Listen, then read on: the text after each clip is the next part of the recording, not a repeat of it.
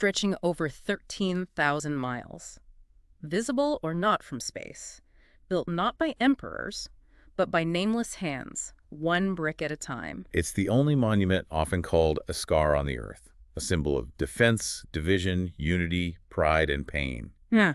This is the story of the Great Wall of China. And we're diving deep today using some fantastic source material to get past the postcard images and really understand this incredible structure. It's way more complex than most people think, isn't it? Oh, absolutely. Far more complex. The first thing you realize from the sources is that this idea of the Great Wall, well, it's misleading. It wasn't just one single project. Right. Not built all at once. Exactly. Think of it more like a collection of walls, different sections built by different rulers across well over 2,000 years. So where does the story actually begin? What are the very first layers? We have to go way back. 7th century BC, China wasn't unified then. It was made up of these rival states. Always fighting each other. Pretty much. And some of these states started building their own walls for defense against their neighbors. The sources mention one, the southern Yan state, building a wall against the Zhao state. Simple barriers, really. So totally separate projects, not connected. Not at all, just individual defenses. And the materials were, basic, whatever was local, rammed earth mostly, just packing dirt down tight, maybe some stone if they were in the mountains. Okay, simple beginnings. But then comes the big name, Qin Shi Huang. Yes, the first emperor. He's the one who unites China in 221 BC. And suddenly the game changes. Now, it's not about defense between states. It's about defending the whole northern border of this new empire. Against who, mainly? Primarily nomadic groups, especially the Xiongnu. Fierce warriors from the north. So Qin Shi Huang orders his general Ming Tian to take a huge force, that sources say maybe 30,000 troops. 30,000? Yeah, massive number. And basically connect some of those old state walls and build new sections to create a unified northern defense line. Was this the beginning of the Great Wall proper? Sort of the first version of a unified concept, yes. Though those Qin walls were still often rammed earth, built quickly, probably not as durable as later sections. And that's when the name started appearing, the Long Wall. Exactly, Changcheng. And sometimes the grander wall in Changcheng, the 10,000 li long wall, Ali is maybe a third of a mile. So 10,000 li is roughly, 3,000 miles? But that was more symbolic of its vastness. Wait, the outline said 6,000 miles? Right. Apologies. Ali is about half a kilometer, so 10,000 li is closer to 5,000, 6,000 kilometers, or around 3,000, 3,500 miles. But the point is, it was already seen as immense, and different dynasties kept adding to it, rebuilding sections. The Han, the Sui. So it's not one wall? No. Think of it as layers of history, brick over brick, dynasty over dynasty. It just kept evolving. Okay, so if Qin started the idea and others added bits, who built the wall we picture today? The big stone ones with the towers you see in all the photos? Right. That's mostly the work of the Ming Dynasty. They ruled much later, from 1368 to 1644. They undertook the most ambitious and lasting construction. And they used different materials, made it stronger. Oh, definitely. The Ming really went for permanence. They used stone foundations, fired bricks. And get this, the sources mentioned they used a mortar mixed with sticky rice. Sticky rice, like the food. Yeah. Sounds crazy, right? Yeah. But apparently the amylopectin in the rice created this incredibly strong water-resistant binder. It really held those bricks and stones together. That's amazing. Real ingenuity. It really is. And the Ming design was much more sophisticated defensively. Lots of watchtowers, close enough for archers to cover the ground between them, garrisons for troops, and crucially, signal towers. For sending messages quickly. Exactly. Using smoke signals by day, fire by night. An attack at one point could be communicated down the line incredibly fast, alerting other garrisons and ultimately the capital. This sounds like a massive investment. Who are the Ming so worried about? Again, mostly threats from the north and northeast, particularly groups like the Manchus, who were also known as the Jurchen. The Ming poured resources into that northern frontier. Some sections weren't even stone, like the Liaodong Wall mentioned in the sources that was more of an earth dike system. The Great Wall isn't just defense, it's projection, a show of power across centuries. But even this impressive Ming Wall, it didn't hold forever, did it? Didn't it play a role in the fall of the Ming Dynasty itself? It did, in a really pivotal way. The sources tell the story of 1644. Beijing, the Ming capital, had actually fallen to internal peasant rebels. The Ming general guarding the key Shanhai Pass, the eastern end of the main wall, a guy named Wu Sangui. What did he do?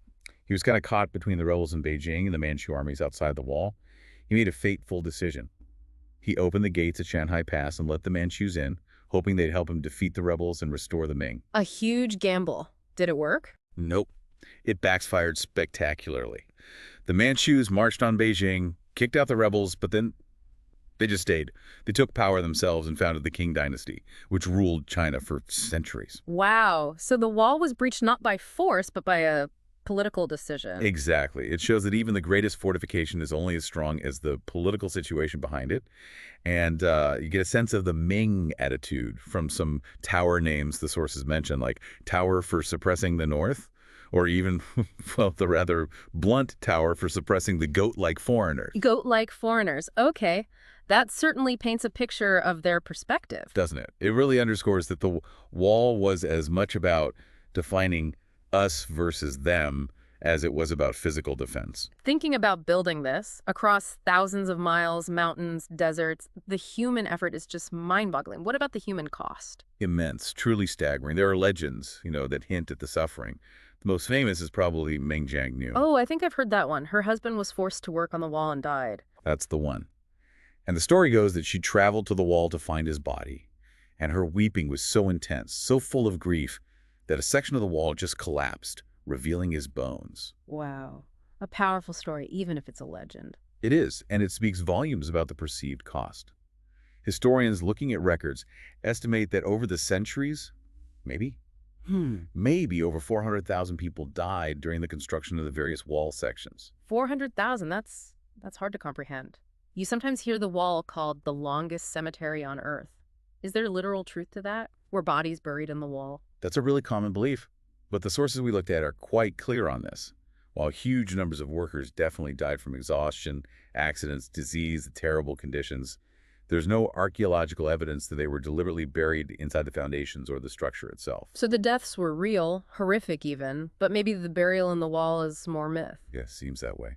They were likely buried in mass graves nearby, so maybe not literally in the bricks, but the area around the wall is undoubtedly marked by countless deaths.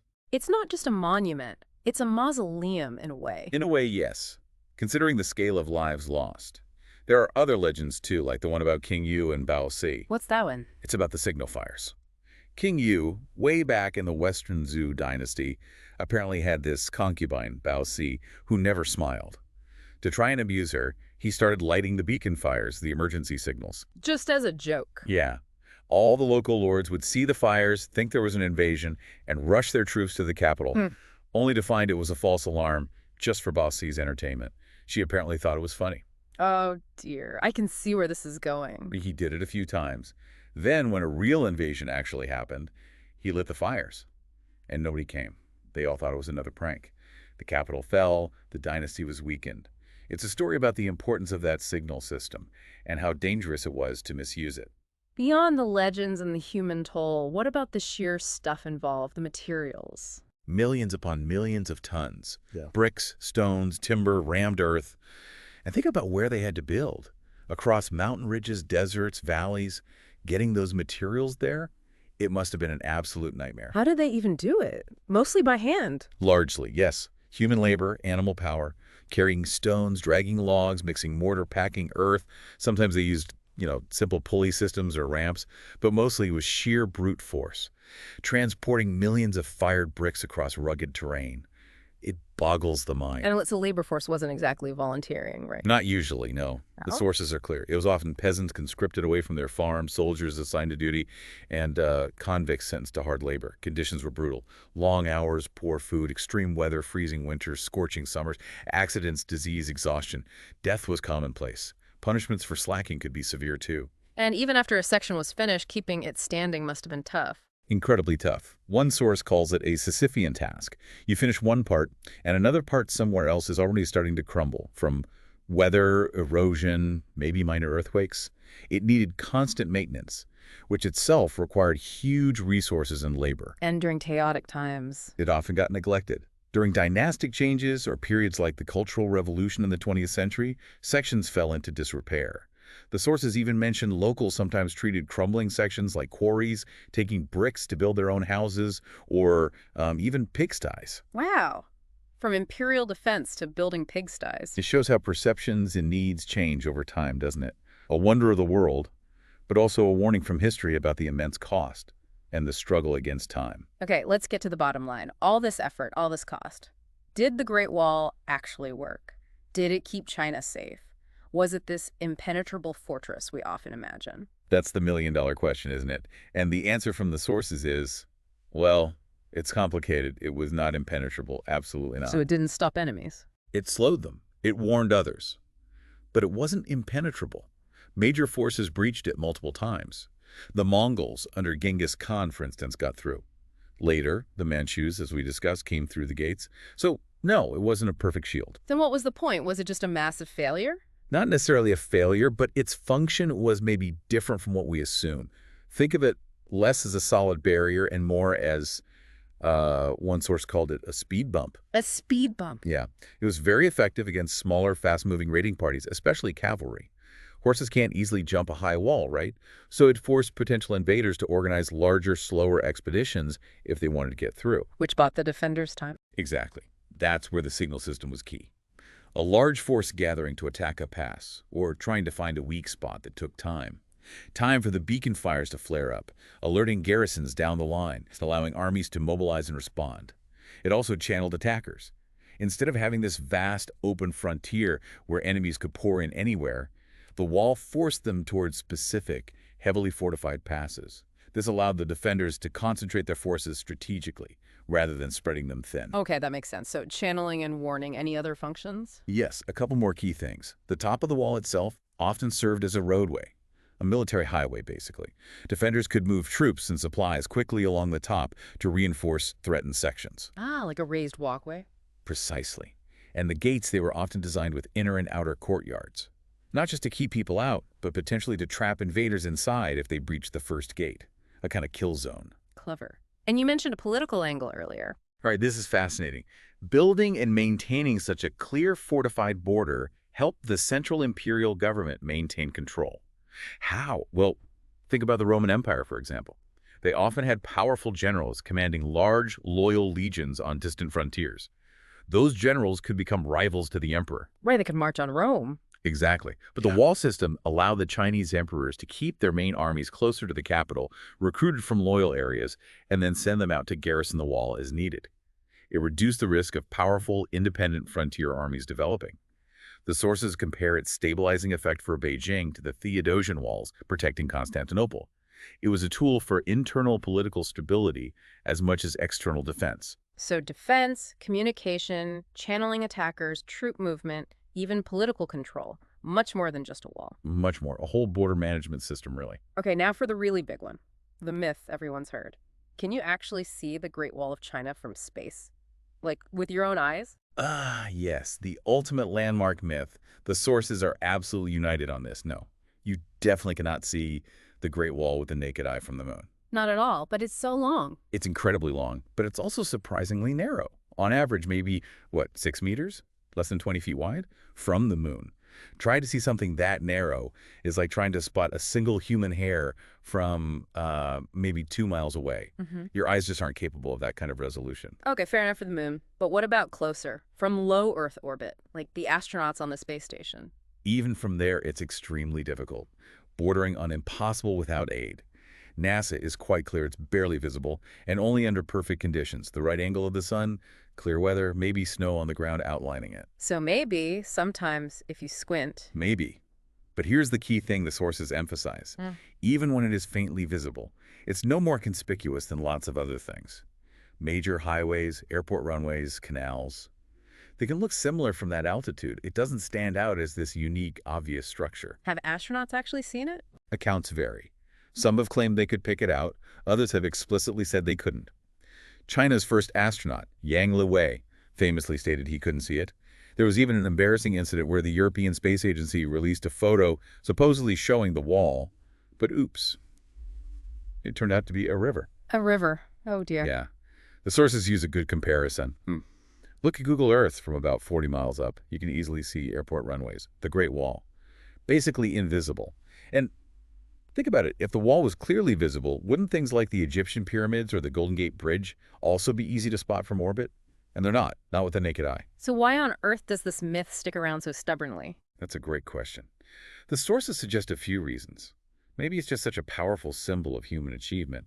We want to believe it's visible on that cosmic scale. It represents humanity making its mark on the planet. One source even vaguely hints at possible marketing-related reasons, maybe tied to tourism or national pride way back when the idea started. It just captured the popular imagination and never let go. It may not be visible from the moon, but it's unforgettable from the ground. Definitely. So let's talk about the wall now. What condition is it in today? Can you still visit it? You absolutely can visit it, and many parts are quite well preserved, especially those closer to major cities like Beijing. Sections like Bedeling or Michianyu are heavily restored and managed for tourism. That's where you get the classic experience, walking the stone pathway, climbing the steep steps, exploring the watchtowers. But that's not the whole story, is it? What about the rest of it? No, that's just a fraction. The reality, according to the sources, is that a huge portion, maybe over two-thirds, is in serious disrepair. Crumbling, overgrown, sometimes barely recognizable as a wall. What's causing the damage? Just time and weather. That's a big part of it, yes. Yeah. Natural erosion is relentless. But there's also human impact. Vandalism, graffiti, people taking stones. Sometimes nearby construction can damage sections, and even restoration efforts can sometimes go wrong, like using modern cement that doesn't blend well or can even damage the original structure. Remember that story about workers just bulldozing a gap for a shortcut? Right. So preserving it must be a massive headache. A monumental challenge. It was made a UNESCO World Heritage Site back in 1987, which helps bring attention and some standards. But protecting something that stretches over thousands of miles across multiple provinces through remote areas, it's incredibly difficult and expensive. There are efforts by the government, NGOs, local communities, but it's an ongoing battle. But for the parts you can visit, it must still be an incredible experience. Oh, absolutely. To stand on that structure, knowing the history, imagining the soldiers who stood there centuries ago, looking out at the same landscape, it's powerful. It connects you directly to China's long, complex history. It remains a potent symbol of Chinese culture and endurance. Walking the wall today is like walking across time itself. The Great Wall isn't just stone and mortar, it's memory, it's sacrifice. It's the story of a people's fear, ambition, and pride. And whether it ultimately kept every enemy out or simply kept centuries of stories, struggles, and myths in, one thing is clear, it still stands. And it still speaks volumes about human endeavor and endurance. And maybe think about this. The myth about seeing the wall from space persists, even though the science says otherwise. What does that tell us? Why are we so drawn to believing in these almost superhuman feats of construction visible from the heavens?